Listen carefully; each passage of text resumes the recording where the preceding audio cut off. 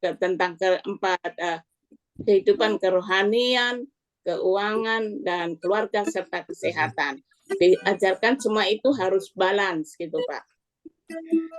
Jadi di dalam pelajaran itu kita setiap langkah kita ada seperti kelas Pak, dari pelajaran dengan keluarga, kita masuk WeClub itu mengajarkan untuk kita membuat renungan setiap hari. Jadi renungan itu setiap hari kita bikin dengan temanya, setiap seminggu sekali kita ganti-ganti. Jadi kita tiap hari harus belajar yang tadinya kita nggak pernah, kita pernah dengar firman Tuhan hanya seminggu sekali, hanya hari Minggu. Namun di Victory Church Indonesia ini kita diajarkan setiap hari Pak. Walaupun saya harus berkorban waktu, kalau di Indonesia jam 4 pagi, di Italia kan jam 11 malam Pak. Jadi untuk tidur malam Pak. Tapi itu bukan, memang kita harus memikul salib, harus mengorbankan waktu, tapi itu membuat kekuatan, suatu kekuatan kerohanian, mengubah karakter kita setiap hari. Kelihatannya kita ini kelihatannya kita aman-aman saja, sudah percaya bahwa kita nanti akan, kita sudah percaya Yesus Tuhan sebagai Tuhan dan Juru Selamat, kita nanti pasti akan naik ke surga. Itu bukan kita sebagai orang Kristen itu bukan suatu bahwa kita bukan jaminan gitu bahwa kita sudah Kristen, sudah pelayanan, tapi dilihat dari perbuatan kita, perkataan kita, hati dan pikiran kita itu harus seperti Tuhan. Seperti maksudnya kita kan sudah dilahirkan seperti segambar dengan Kristus. Jadi kita harus mengikuti jejak-jejak Kristus, pelajaran Kristus gitu. Kita harus hidup dalam kekudusan dan kita harus mengikuti semua perintah-perintahnya. Walaupun kita sudah pelayanan, semuanya sudah bisa menyembuhkan segalanya, tapi itu bukan jaminan. Tapi walaupun kita sudah hebat di altar, namun perbuatan sehari-hari di dalam rumah tangganya hancur, itu sama aja bohong. Itu semua hanya Kristen bentar Bu Esther, gitu kan. Jangan bicara terus. Bentar, saya mau tanya dulu. Teman-teman juga mau tanya. Jangan bicara terus. Ini pelan-pelan. Jadi supaya beraturan ya. Saya mau tanya, apa tantangan dan halangan selama Ibu di Roma, Italia? Apa problemnya, masalahnya, yang terbesar itu apa? Coba ceritakan. Pelan-pelan aja Bu. Jangan nyerocos dari A sampai Z. No. Tidak begitu. Selalu tunggu aja emosi, pertanyaan Pak. dari Pak Karel atau dari saya atau dari teman-teman yang lain. Nggak usah cerita panjang-panjang, nggak usah. Tenang aja. Relax. Oke. Silakan ceritakan apa tantangan, problem, masalah yang terbesar. Pasti ada tantangan dong. Ada masalah dong. Nah, yang terbesar apa kira-kira Bu? Masalah di mana? Kalau masalah tentang pelayanan di gereja sih tidak menjadi masalah ya Pak. Cuman kalau penginjilan itu ya mungkin 1-2 ada masalah dengan orang yang percaya tapi belum bertobat itu Pak. Terus kalau tantangan juga tentang kalau di sini tantangan saya dengan dengan teman sekerja gitu yang tidak seiman, seiman tapi selalu berbeda pendapat gitu Pak. Susah untuk dimengerti gitu. Teman-teman yang sekerja maksudnya ya? Iya. Oke, teman sekerja itu seiman atau beda iman? Ya Kristen, dia Kristen ortodok tapi dia tidak pernah ke gereja, hanya percaya aja. Memang tapi dia ada hati untuk kalau ada apa-apa dia minta bantuan dalam doa gitu. Tapi untuk kehidupan sehari-hari ini kita seperti tidak ada kecocokan Pak. sifatnya itu, karakternya itu apa ya, mau menang sendiri, bahwa dia paling benar, paling betul gitu. Apa yang terkadang kita sudah turutin, tapi selalu salah, Pak. Itu yang menjadi masalah di sini. Ya, Kalau sebentar Ibu. dengan, ya. Sebentar Ibu ya. Teman sekerja itu sekerja dalam pelayanan apa teman kerja dalam regular? Teman sekerja dalam rumah, Pak. Merawat orang tua kan harus berdua, Pak. Gantian. Ada yang pagi, ada yang malam gitu. Oh, teman kerja. Lanjut Bu, lanjut. Ya, oke, saya mau tanya lagi. Saya akan tanya, ada ribuan pertanyaan di kepala saya, Bu. Oke, sebelum lanjut, saya mau tanya, Bu. Selama di sana kan di Roma Itali, kan tidak semua orang percaya Yesus kan? Kristus. Iya. Coba ceritakan pengalaman apa yang Ibu Esther pernah alami bercerita mengenai Yesus pada orang yang belum percaya. Ada nggak pengalaman itu? Itu aja. Silakan. Kalau yang belum percaya Yesus ya banyak juga sih, karena mereka hanya sebagian percaya tapi nggak bertobat. Percaya Pak, karena mereka di sini kan kebanyakan karena Katolik ya, jadi mereka itu mengakui Yesus sebagai Tuhan, namun mereka lebih mengagungkan Bunda Maria, dan mereka itu selalu menyembah. Itu kan berarti buat saya pribadi itu menduakan Tuhan dan mendukakan Tuhan gitu. Buat saya pribadi ya Pak. Itu Bu. Terserah pendapat orang lain. Jangan bicara itu. Enggak, saya mau bertanya, pernahkah Ibu cerita mengenai Yesus kepada orang yang belum Kristen? Nah, itu aja. Ada nggak? Yang belum Kristen sih pernah juga ya Pak, ya, tentang apa namanya, dengan orang-orang Italia yang saya temuin di jalan gitu ya. Kebetulan seperti kita di dalam bus itu pernah terjadi apa ya, seperti ada apa ya, magnet gitu ya, bahwa saya harus melihat orang itu, ada sesuatu keinginan untuk bertanya pada orang itu. Setelah kita turun bersama-sama, mereka karena belanja itu bawanya berat, terus saya tolong, terus kelihatannya wajahnya tuh kan lesu gitu. Kenapa, kamu ada masalah gitu?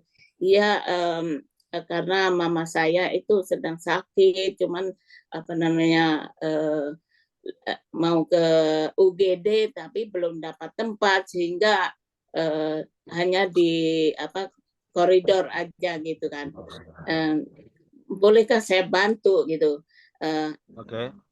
Bolehkah saya mau doakan? Apakah kamu percaya Yesus? Saya percaya Yesus, tapi saya jarang ke gereja gitu. Kalau kamu percaya, ayo kita bantu dalam doa gitu kan.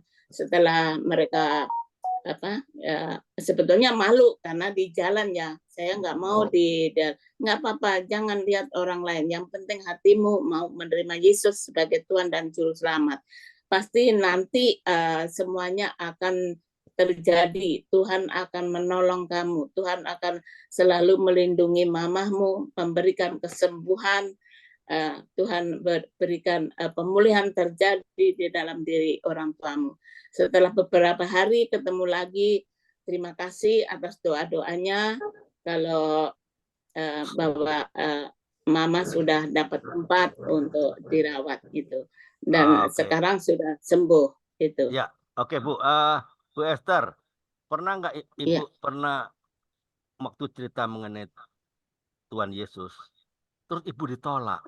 Oh enggak, saya nggak percaya itu, saya punya agama kepercayaan sendiri. Pernah nggak mengalami hal itu?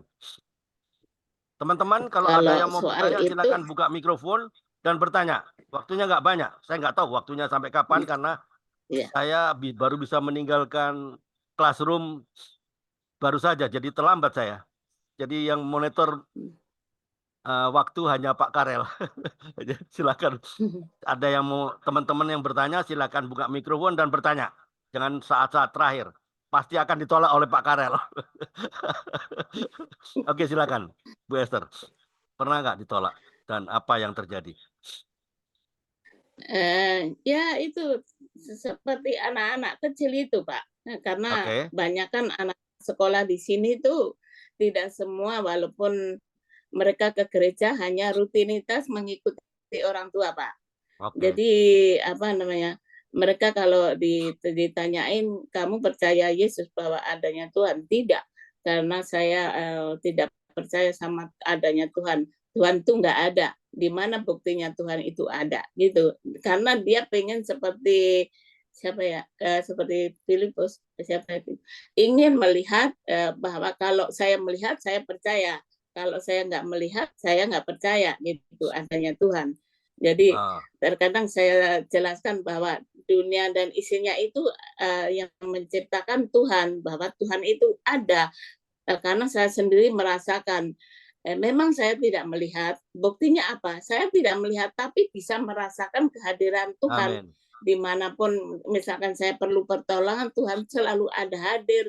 Walaupun saya jatuh, di mana ada kecelakaan, Tuhan selalu menolong saya. Tidak saya jatuh, saya tidak sampai tergeletak karena Tuhan menopang tangannya itu.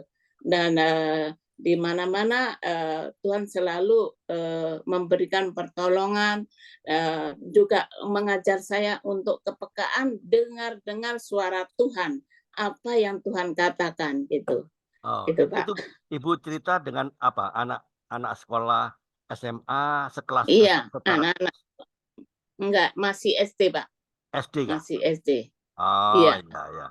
Nah, maksudnya ada nggak Ibu pernah cerita mengenai Tuhan Yesus adalah satunya Tuhan dan satu-satunya juru selamat, satu-satunya pencipta kepada orang-orang yang ya sudah dewasa lah. Mungkin anak kecil mungkin dia belum mengerti. Iya. Ada nggak pernah mengalami hal itu?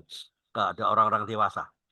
Mari, silakan. Ya, orang dewasa yang terkadang ada juga, Pak, gitu, yang tidak percaya Tuhan gitu, bahwa dia ya apa namanya, karena mereka seperti pengajarannya kan beda gitu kan, Pak.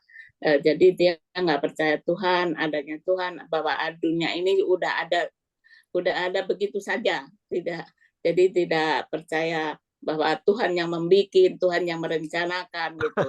Jadi kalau diajarin mereka, kalau kita datangin terkadang makanya kita dengan pelayanan itu dengan cara berbeda, Pak. Kalau kita datang menginjil dengan bawa Alkitab, mereka lari, Pak. Mereka tidak, terima kasih gitu, karena kita dipikir seperti saksi Yehova, Pak. Di sini kan banyak saksi Yehova, jadi kalau juga datang ke rumah, Pak, mereka memaksa gitu ya. Tapi kalau kita pelayanan di luar kan kita harus dengan ketulusan hati, kerendahan hati, kita bicara biasa, tapi ujung-ujungnya kan kita mau pelayanan penginjilan gitu. Jadi memang tidak mudah, Pak, penginjilan di sini itu. Monggo, jadi Pak Karel, harus silakan. pikul salib. Iya, siapa? Ya, Pak Karel, ada pertanyaan mungkin tadi? Silakan. Ya. Sementara ini kalau dalam pelayanan, apa yang Ibu lakukan di Italia? Ya, pelayanan ya kita kalau di gereja GBI kan hanya seminggu sekali kan, Pak. Kita tiap minggu ada ibadah gitu. Memang di sini banyak orang Kristen, tapi ada grup Okumene, ada grup Irika. Irika itu perkumpulan orang-orang Katolik, Pak. Karena di sini banyak mahasiswa Katolik yang belajar di Italia. Dan dari Okumene itu mereka pertemuan hanya sebulan sekali, tapi kalau kita setiap seminggu sekali. Jadi walaupun kita belum ada pendeta yang maksudnya kita masih dalam penginjilan, dalam pelajaran gitu ya, menjadi PDP, masih pendeta pembantu gitu ya. Tapi kita tetap mohon pertolongan Tuhan bahwa kita pengen sekali mempunyai suatu gereja walaupun kecil, kita supaya kita bisa menampung orang-orang di luar sana yang mau ikut datang beribadah juga supaya kita bisa menjangkau orang-orang Kristen, terutama orang Indonesia untuk bisa beribadah dalam kesatuan gitu. Maksudnya dalam perkumpulan, kan mereka sebulan sekali, supaya kita sekali-sekali kita ada gabungan ibadah gitu kan, supaya menjangkau untuk kebangunan rohani buat saya gitu. Karena mereka kan hanya sebulan sekali dan tidak seperti kita mendapatkan makanan setiap minggu, dan puji Tuhan saya mendapatkan setiap hari. Itu yang membuat semangat untuk mengubah orang lain gitu. Bentar, Bu.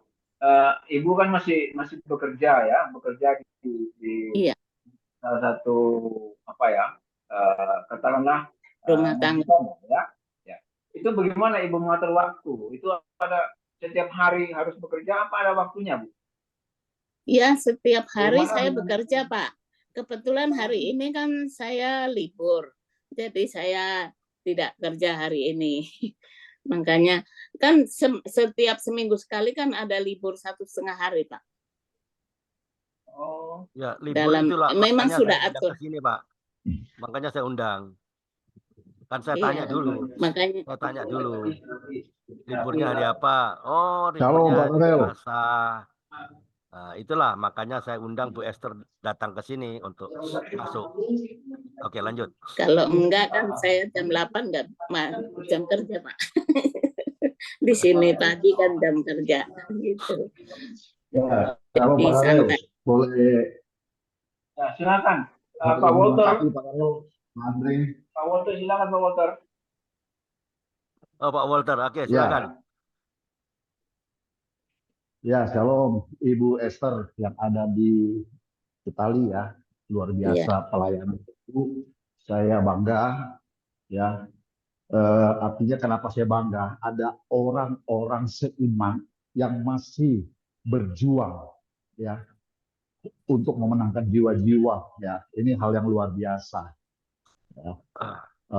Maaf Pak, saya lagi ada aktivitas, jadi saya ini ya. Ya, jadi saya kalau mendengar kesaksian orang seperti ini, saya mengucap syukur Pak. Saya harus mengucap syukur apa yang dikerjakan oleh orang itu, oleh pekerja Tuhan ini. Seperti Paulus, dia mengucap syukur apa yang dilakukan oleh teman-teman tim pelayanan ini. Ya kan dalam 1 Tesalonika 2 itu ya dikatakan. Nah, saya hanya menambahkan begini. Ya, saya sudah mendengar kesaksian Ibu ya, ada kendala-kendala dari internet ya, artinya kendala-kendala dari wadah ya atau komunitasnya Ibu di sana, mungkin seorang pemimpin ya, atau yang bisa memberikan edukasi, yang memimpin ya, yang mengajarkan, memberi dorongan ya. Mungkin ada beberapa kendala seperti itu. Nah, dari pengalaman-pengalaman saya melayani pekerjaan Tuhan di daerah mana saja, di wilayah mana saja, kita tetap ambil pada konsep pelayanan yang ada dalam firman Tuhan, pelayanan-pelayanan dilakukan oleh Yesus, yang dilakukan oleh Rasul Paulus. Metodenya sama, cuma yang membedakan wilayah, ya, wilayahnya, daerah, orang-orang yang kita hadapi itu beda. Tapi ada metode-metode yang tetap dipakai oleh kita pegang pada firman Tuhan, dipakai oleh Yesus Kristus dan Rasul Paulus ya, dan tim pelayanannya Rasul Paulus lah ya. Jadi saya kasih contoh begini, Yesus berhadapan dengan orang Farisi saja, dia cara. Yesus berhadapan dengan wanita Samaria, ada caranya juga. Nah, di sini kita belajar seperti ya. Sebentar Pak, kita terbentur waktu. Mungkin ada yang mau ditanyakan pada Bu Esther, Bu. Pak Mas. Maaf Pak, saya nggak bertanya. Saya paham pelayanan seperti itu bisa. Saya cuma mau menambahkan supaya metode pelayanan Bu Esther di sana itu ada hal yang ditingkatkan lagi gitu loh. Saya cuma menambahkan, ya kan? Itu. Jadi saya coba menambahkan. Tapi kalau misalnya waktunya cukup nggak apa-apa. Nggak apa-apa Pak, lanjut. Nanti mungkin ada waktu yang lain lagi nanti di sesi ini. Oke, lanjut. Silakan. Oke. Ya, Selamat siang, ini ada banyak yang baru-baru ya. Selamat siang teman-teman Ibu saya, Grace, Pak, Ibu dari Belanda. Setianingsih, Ibu Esther Alis, ada siapa lagi? Ini yang ini teman-teman dari Victory Church Indonesia semua, Pak. Oh, di Italia atau di Indonesia? Enggak, Bu Grace dari Belanda, yang Setianingsih dan Alis itu dari Jakarta, Pak. Semua grup dari Victory Church Indonesia, Pak. Yang dari Belanda siapa? Mbak Grace. Itu dari Belanda. Selamat siang Belanda. Ibu Grace. Apa kabar Bu Grace? Belanda. Bisa dibuka kameranya. Selamat siang. Shalom Bu Grace, Ibu Setianingsih, sama Ibu siapa lagi tadi? Esther Alis. Esther Alis dari Jakarta kah? Iya, di Bekasi. Ya. Selamat siang Ibu Esther, Ibu Setianingsih, Ibu siapa lagi tadi? Ibu Grace ya. Kita ada di sini setiap Senin sampai Kamis ya. Jam 1 siang waktu Indonesia bagian Barat. Ya, setiap Senin sampai Kamis. Senin, Selasa, Rabu, Kamis. Perkenalkan, saya Andre. Saya tuan rumah kompak dibantu oleh Pak Karel dari Surabaya. Saya tinggal di Puerto Rico. Ya, itu tahu kan Puerto Rico? Purwokerto. Pak Karel Surabaya. Dibantu oleh Pak Bambang juga. Pak Bambang ada di Singosari, Jawa Timur. Oke, jadi silakan bergabung jika tidak ada kegiatan. Kita ada di Kompak Siang setiap Senin, Selasa, Rabu, Kamis jam 1 siang. Oke, Bu Esther, saya mau tanya, kebahagiaan apa yang Ibu Esther dapatkan waktu Ibu menginjilin orang? Apakah Ibu merasakan bahagia bahwa dia endingnya dia terima? Oh ya, saya terima Yesus. Bahwa dia adalah satu-satunya. Bukan hanya sekedar nabi. Dia adalah firman Allah. Dia adalah manusia yang diutus untuk datang ke dunia untuk menebus kita. Harusnya kita yang naik di kayu salib, tapi dia rela menggantikan kita. Adakah orang yang sampai percaya seperti itu kepada Ibu Esther setelah Ibu Esther jelaskan? Silakan. Ya, memang tidak semua mudah ya, untuk penginjilan itu. Tapi ada 1-2 gitu yang benar-benar menerima Yesus karena setiap kita sering konseling gitu ya, lewat telepon atau lewat ketemuan. Jadi mereka benar-benar merasakan ada sesuatu yang baru dalam hidupnya. Jadi membuat saya itu merasa ada damai sukacita. Amen. Karena bisa memenangkan banyak jiwa-jiwa itu yang mereka tadinya ada juga yang suam-suam kuku, ada yang belum percaya, tapi setelah mereka mengalami musibah, mengalami masalah, mengalami penyakit, jadi mereka yang penting kamu bukalah hatimu untuk menerima Yesus sebagai Tuhan dan Juru Selamat, karena Tuhan itu telah menebus dosa-dosa kita. Tuhan lahir ke dunia. Tuhan itu adalah firman Allah sendiri, firman Allah yang menjelma menjadi manusia, yang turun ke dunia. Dia lahir, mati, dibangkitkan, dan dia naik ke surga.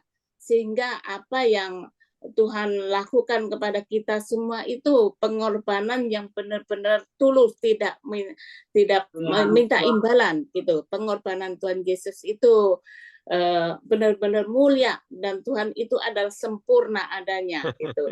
Jadi ya, kita sebagai manusia biasa, kita harus selalu mengucapkan syukur dan terima kasih kepadanya bahwa kita telah diselamatkan, sehingga kita sebagai anak-anak Tuhan itu ada sukacita, karena banyak orang terkadang justru malah yang sudah percaya itu yang malah justru menghilang. Kalau kita memenangkan orang yang boleh saya bertanya? Ya, iya. Andre, boleh saya bertanya? Silakan. Ya. Salam kenal Bu Esther, saya Ibu Rita dari Depok, Mekarsari. Saya mau tanya nih. Iya. Saya mau tanya, Ibu ada tim untuk penginjilan itu di sana? Kira-kira tim itu ada berapa banyak gitu? Kalau untuk sementara sih, karena kan kita mau musim panas ya, jadi ya susah untuk mengatur waktu ya. Tapi waktu saya bergabung, timnya Bu, ada berapa tim? Ada berapa orang tim Ibu dalam penginjilan? Kalau dari GBI ya kita paling sedikit ya 12-15 lah gitu. Nah, cukup banyak ya Bu ya, bisa dipakai untuk berbagi waktu gitu ya. Penginjilan itu nggak mungkin sekaligus 12, mungkin Ibu bisa pakai kelompok-kelompok gitu ya. Iya. Dan juga di sini kan kita tidak bisa menyamakan waktu kayak kita orang di Indonesia kan, kita kebanyakan tinggal dalam, juga sebagian itu berumah tangga. Jadi kita harus mengatur waktu, kita janjian, kita penginjilan di mana gitu. Tapi saya di sini banyak pengalaman justru dengan orang-orang lokal, Bu, gitu. Karena saya banyak orang lokal itu maksudnya orang-orang Itali. Boleh saya tanya lagi, Bu Esther? Kira-kira mayoritas di sana keyakinannya, kepercayaannya apa? Katolik, Protestan, atau yang lain, atau ateis? Kalau di sini itu Katolik, sebagian besar Katolik, Bu. Katolik ya, gitu ya. Iya. Tapi agak sulit juga ya.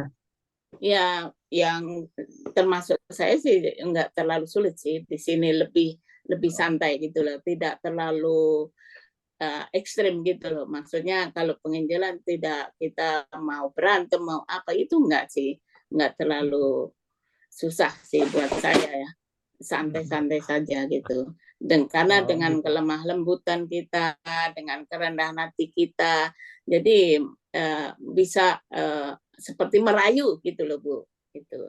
Jadi sehingga mereka itu runtuh hatinya untuk menerima penginjilan, pengabaran Injil gitu kan. Iya.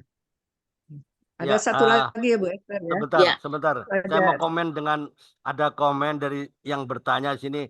Tanya jawab ini jangan sampai lewat jam 1 siang. Loh, kita mulainya kan jam 1 siang dulu, Bo.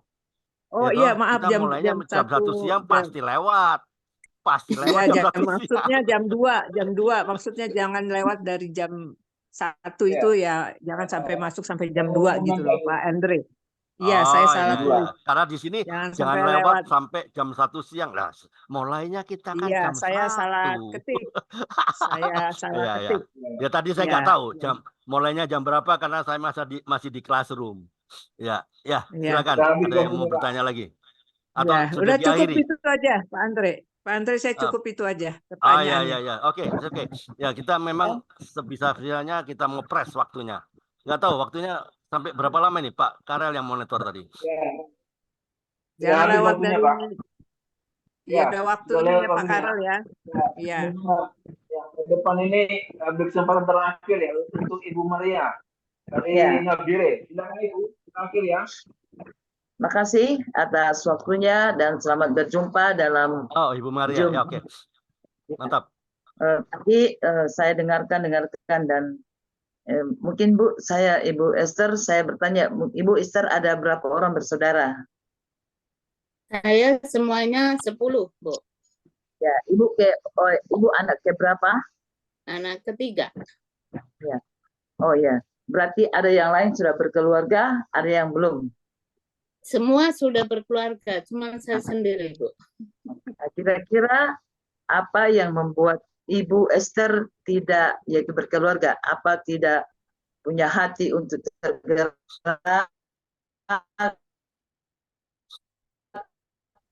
untuk berkeluarga? Ya begitu. Demikian. Iya, terima kasih atas pertanyaannya. Bukannya apa saya nggak mau berumah tangga ya. karena pernah terjadi orang ingin coba-coba gitu ya. Apalagi itu seorang hamba Tuhan yang sudah udah ditahbiskan gitu ya, sebagai seorang imam. Jadi kita di sini itu bukannya nggak mau berumah tangga, tapi karena melihat kelakuan mereka itu bukan menjadi contoh, malah justru merusak pelayanannya pertama, kedua mereka dengan ingin sebetulnya kan tidak seperti seorang pastor gitu ya, itu kan tidak boleh menikah. Dan kita di sini di Eropa itu kan kita merasakan kayak seperti ketemu saudara. Nah, dari pertemuan itu kita sering karena mereka di sini kan makanan-makanan Itali. Sekali-sekali kita bikin makanan Indonesia gitu kan. Kita bekerja sama, ketemuan, masak-masak. Tapi lama-kelamaan mereka punya ada niat hati yang jelek gitu. Tadinya kita nggak tahu ya. Lama-lama merasakan seperti ingin membalas budi baik kita itu dimanfaatkan untuk mereka melakukan perzinahan gitu. Jadi dari kelakuan itu saya puji Tuhan, saya itu dikuatkan oleh Tuhan. Maksudnya jangan berkumpul dengan orang-orang fasik gitu. Itu selalu ada ayat itu, selalu dimanapun saya melangkah selalu ada orang yang ingin mencoba-coba, karena saya merasa sendiri, tidak ada siapa-siapa, jadi ingin di sini seperti free sex gitu ya, dianggap seperti biasa. Tapi saya melihat karena seorang hamba Tuhan ya harusnya menjadi contoh buat saya. Ya, kalau Esther, memang tidak ya gitu kan. 2. Jadi kalau jadi saya bukannya tidak ingin berumah tangga, tapi melihat kelakuannya itu jadi saya seperti trauma gitu. Jadi saya tidak ingin melukai hati Tuhan gitu, karena dia sudah ditahbiskan, sudah disumpah jangan melakukan hal itu. Sebelum ditahbiskan harusnya lebih baik berkeluarga daripada melakukan hal-hal yang tidak berkenan di hadapan Tuhan. Karena kita diajarkan untuk menjaga kekudusan, karena Allah itu kudus. Gitu. Itu Bu. Oke, Pak Karel. Halo. Ya. Halo. Halo. Sudah. Sudah Ya, cukup. Rita? Ya, cukup Pak. Udah jam 2.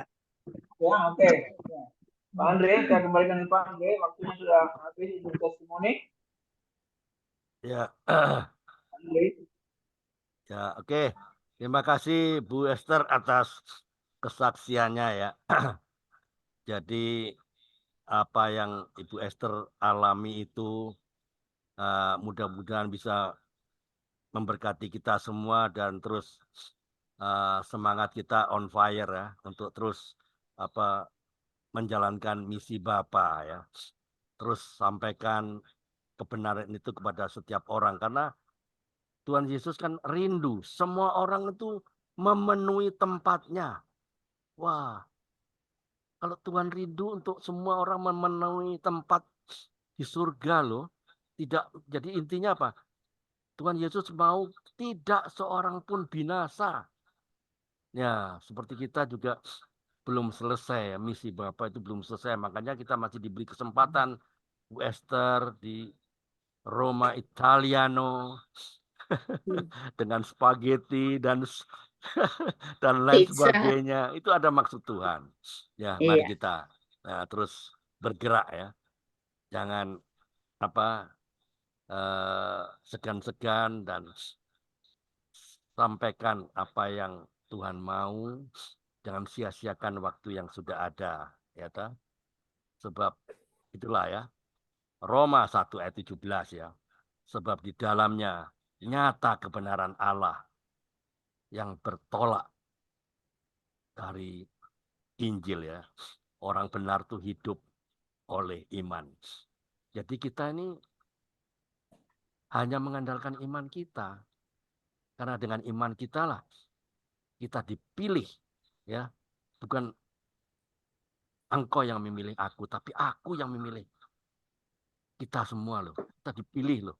Kalau dipilih, ya pantaskanlah dirimu untuk menjadi anak-anak Allah. Pantaskanlah dirimu ini menjadi pewaris tahta kerajaan surga.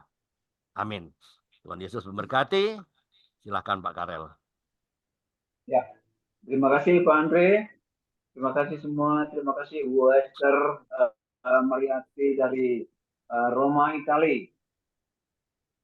Ada pepatah yang mungkin pernah kita dengar ya. Emas perak di negeri orang, wis lembing di negeri sendiri. Ya. Mungkin kita lebih, kalau kita susah di negeri sendiri itu masih kita punya saudara. Tapi seperti Pak Andre katakan bahwa kalau Ibu Esther ada di Roma, Italia, bahwa itu rencana Tuhan. Walaupun katakan bersusah-susah ya di sana, tapi Tuhan pakai Bu Esther Mariati bisa bersama kami siang hari ini, itu satu anugerah, satu berkat ya. Mungkin kita berbeda ya keadaan kita di Indonesia dan di Italia. Justru disitulah yang merupakan satu pergumulan ya, satu perjuangan Ibu Esther bisa melayani sesama, bergabung dengan sesama, mungkin menceritakan kebaikan Tuhan bagi orang lain. Itu saya bersyukur. Nah, terima kasih Ibu Esther sudah bersama kami sampai siang hari ini. Kita akan lanjut pada sesi berikut untuk kita sharing firman Tuhan.